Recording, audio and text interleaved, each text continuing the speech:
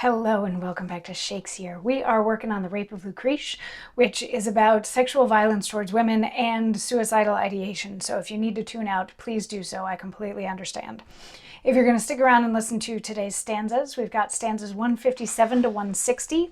And Lucretia has been grieving the entire night. Dawn is starting to awake. She's starting to see the first peaks of light through the window, and she's very much dreading that. But she has come to the conclusion, well, two conclusions sort of.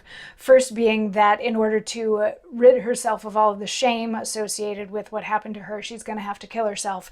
But first she wants to tell the story so that everybody knows what happened. So the day is coming through the windows, and she's not super happy about that. And stanza 157 picks up. We're going to hear from the narrator today. It's not her first person talking again, but this is the narrator telling the story, saying, "Thus cavils she with everything she sees. True grief is fond and testy as a child, who, wayward once, his mood with naught agrees. Old woes, not infant sorrows, bear them mild. Continuance tames the one, the other wild, like an unpracticed swimmer plunging still with too much labor drowns for want of skill. So she, deep drenched in a sea of care, holds disputation with each thing she views, and to herself all sorrow doth compare.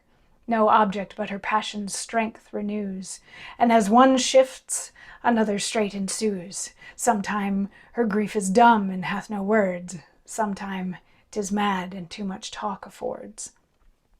The little birds that tune their morning's joy make her moans mad with their sweet melody.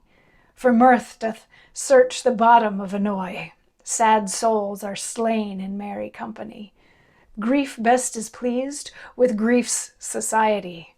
True sorrow then is feelingly sufficed, when with like semblance it is sympathized. 'Tis double death to drown in ken of shore.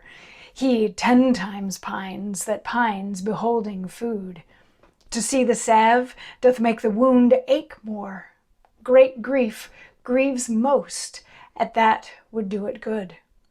Deep woes roll forward like a gentle flood, who being stopped, the bounding banks o'erflows. Grief dallied with, nor law nor limit knows."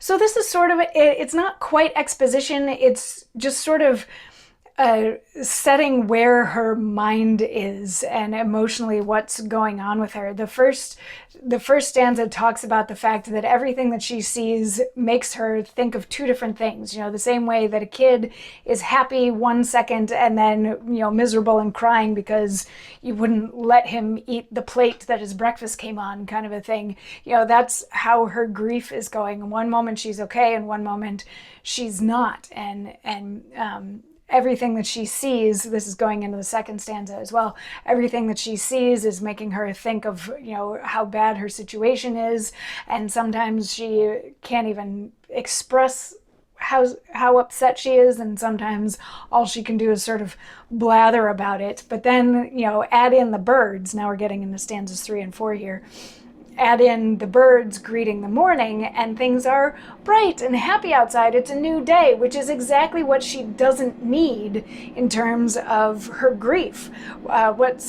What the third and fourth stanzas here are saying is that grief loves company. You know, when you're really upset, sometimes you just want someone to commiserate with. So the fact that the sun is starting to shine and the birds are starting to sing is making it that much worse. You know, the same way that is somebody who's drowning in the middle of the ocean and drowns 100 yards from the shore, like that hurts a little bit more than if he just drowned in the middle of the ocean because he was so close to being okay. And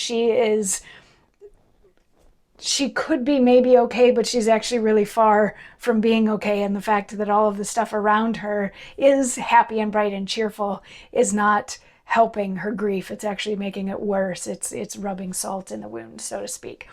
So just building on what a terrible situation she is in, and we will continue to build on that, and we'll see how she does with her action plans in the coming stanzas. So I'll see you tomorrow for more.